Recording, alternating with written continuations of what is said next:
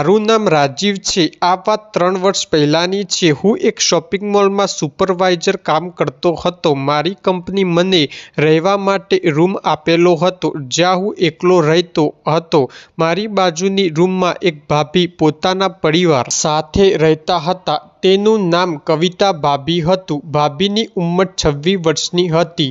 તે ખૂબ જ સુંદર હતા। ભાભી પતિ પણ એક કંપનીમાં કામ કરતા હતા અને તે હંમેશા ઘરેથી બહાર જ રહેતા હતા। ભાભી રોજ મારી માટે રૂમમાં પાણી ચઢાવતી હતી કારણ કે હું સવારે 8 વાગે કામ ઉપર જતો રહેતો અને પાણીની બોટલ રોજ 10 વાગે આવતી, એટલે ભાભી રોજ મારે પાણીની બોટલ લેવાનું કામ કરી આપતા અને તે રૂમની બહાર મૂકી દેતા। એક દિવસ મારે કામ પરથી પાછા આવતા ખૂબ જ મોડું થઈ ગયું। લગભગ રાતના 11 વાગ્યા હતા। ભાભીએ મારી માટે પાણીની બોટલ તેમના રૂમમાં રાખેલી હતી। જ્યારે હું ઘરે આવ્યો તો મેં ભાભીને પૂછ્યું, મારી પાણીની બોટલ ક્યાં છે? તો ભાભીએ કહ્યું, અંદર જ છે, આવીને લઈ લ્યો। હું તેમના રૂમમાં ગયો તો ભાભી રૂમમાં કપડાં બદલી રહી હતી। એમને જોઈ હું રૂમની બહાર આવી ગયો। 1-2 મિનિટ તો હું વિચારતો રહ્યો કે મેં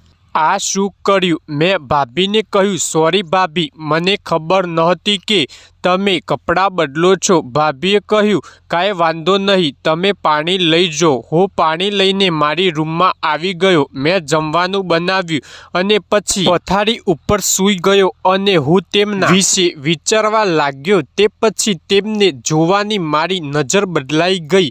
તે બનાવ પછી હું ભાભી સાથે વધારે વાત કરવા લાગ્યો। એક દિવસ ભાભી કહ્યું, મારે આજે થોડી શોપિંગ કરવાની છે, તમે સાથે આવશો? ભાભીને મેં હા કીધી। ભાભીને મેં કહ્યું, મારું કામ 3 વાગે પૂરું થાય છે ત્યારે તમે તૈયાર થઈ જજો। ભાભીએ કહ્યું, ઠીક છે। પછી અમે બંને એકબીજાને પોતપોતાનો નંબર આપ્યો અને હું મારા ઘરે ગયો અને ભાભીને યાદ કરતા કરતા સૂઈ ગયો। બીજા દિવસે ભાભીનો ફોન આવ્યો, હું ઘરેથી નીકળી છું, તમે ગેટ ઉપર આવજો। પછી અમે બંને 3 વાગે શોપિંગ કરવા ગયા। શોપિંગ કરતા કરતા ભાભી એક કપડાની શોપમાં જતા રહ્યા। ત્યાં હું બહાર ઊભો રહ્યો। ભાભી, અરે શરમાવો નહીં, અંદર આવી જાઓ। મેં કહ્યું, ના, મને અહીંયા કોઈ વાંધો નથી, હું બહાર ઊભો છું। તો ભાભી હસીને કહેવા લાગ્યા, અરે તમે પણ આ આદત પાડી લો, તમારે પણ તમારી ગર્લફ્રેન્ડ માટે જ્યારે કપડાં ખરીદવાના થશે તો ટેન્શન નહીં રહે। મેં ભાભીને કહ્યું, મારે કોઈ ગર્લફ્રેન્ડ નથી, છતાં પણ ભાભી મને અંદર સાથે લઈ ગઈ। થોડીવાર પછી અમે બંને નાસ્તો કરવા માટે એક હોટલમાં ગયા।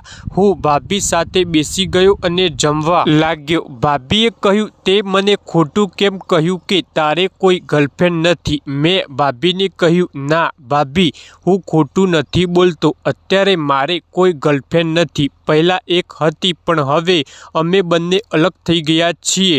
પછી અમે બંને નાસ્તો કર્યો અને સામાન લઈને ઘરે આવી ગયા ત્યારે લગભગ સાંજના 7 વાગી ગયા હતા। ભાભીએ કહ્યું, આજે ખૂબ જ મોડું થઈ ગયું છે, તું મારા ઘરે જમી લેજે। મેં ભાભીને કહ્યું, ના, હું ઘરે મારું જમવાનું બનાવી લઈશ। તો ભાભી મને ખૂબ જ આગ્રહ કર્યો એટલે મેં કહ્યું, ઠીક છે, હું મારા ઘરે જવા લાગ્યો ત્યારે ભાભી બોલ્યા, 9 વાગે જમવા માટે આવી જજો।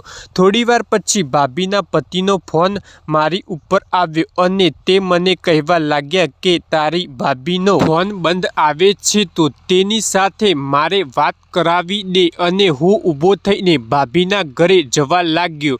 હું જ્યારે ભાભીના ઘરે ગયો તો ભાભી જમવાનું બનાવી રહ્યા હતા। મેં ભાભીને ફોન આપ્યો અને કહ્યું, મારા ભાઈનો ફોન છે, લ્યો વાત કરો। તો ભાભી તેની સાથે વાત કરવા લાગ્યા। તેના પતિએ કહ્યું, હું 5 દિવસ માટે પૂના જાઉં છું, આજે હું ઘરે નહીં આવી શકું। ભાભીના પતિને વારંવાર કામને લીધે બીજા શહેરમાં જવું પડતું હતું। ફોન ઉપર વાત કર્યા પછી ભાભીએ કહ્યું, ચાલ જમવાનું તૈયાર છે, જમી લઈએ। મેં કહ્યું, ઠીક છે, હું મારો રૂમ લોક કરીને આવું છું। 5 મિનિટમાં હું રૂમ લોક કરીને ભાભી પાસે આવી ગયો। ભાભી, અમે બંને બંને ટેબલ ઉપર જમવા બેઠા. જમી લીધા પછી ભાભી વાસણ લઈ કિચનમાં જતી રહી. થોડી વાર પછી અમે બંને વાતો કરવા લાગ્યા તો મેં ભાભીને છોકરા વિશે પૂછ્યું. મારી વાત સાંભળી ભાભી ખૂબ જ ઉદાસ થઈ ગયા અને તે એકદમ ચૂપ થઈ ગયા. મેં ફરીવાર ધીમેથી પૂછ્યું કે શું કોઈ તકલીફ છે તો ભાભી કહેવા લાગ્યા, બીજી વાત કરો, મારે આ વિશે વાત નથી કરવી, મને આ વાત પસંદ નથી. કેમ ભાભી, શું થયું? મારા પતિ મને ટાઈમ જ નહીં આપતા. પહેલા 2-3 વર્ષ તેમને મને ગામડે રાખી અને 1 વર્ષથી અહીંયા તમારા પાડોશમાં રહું છું, પરંતુ તે હંમેશા બહાર જ રહે છે અને જ્યારે પણ ઘરે આવે છે તો જમીને સૂઈ જાય છે. તેમને મારા માટે ટાઈમ જ નથી મળતો. આટલું કહી ભાભી રડવા લાગ્યા. મેં તેમને કહ્યું, ભાભી ટેન્શન ના લો, બધું સારું થઈ જશે. તે ફ્રેશ થવા માટે બાથરૂમમાં જતા રહ્યા અને 5 મિનિટ પછી ફ્રેશ થઈને ભાભી કપડાં બદલીને જ્યારે બહાર આવ્યા તો તે ખૂબ જ સુંદર લાગી રહ્યા હતા. જો તમે મને પહેલાં મળ્યા હોત તો હું તમને મારી ગર્લફ્રેન્ડ બનાવત. ભાભીએ ગુસ્સે થઈને મને જોયો. તને નથી લાગતું કે તું વધારે બોલે છે? મેં કહ્યું સોરી અને હું ત્યાંથી જવા લાગ્યો. ત્યારે ભાભીએ રોકતા મને કહે છે કે તને તો ખોટું લાગી ગયું. ના, એવું કાંઈ નથી. તો ભાભી કહેવા લાગી, તને મારામાં શું સારું લાગ્યું?